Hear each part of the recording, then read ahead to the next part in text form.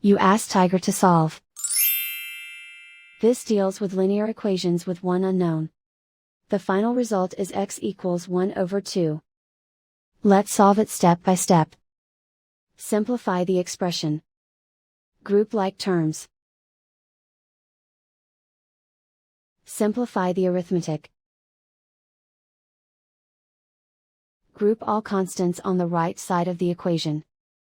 Add 6 to both sides. Simplify the arithmetic.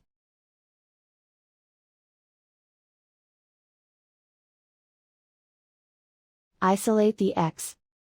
Divide both sides by 12. Simplify the fraction.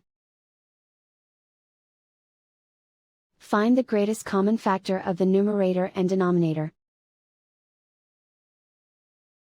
Factor out and cancel the greatest common factor.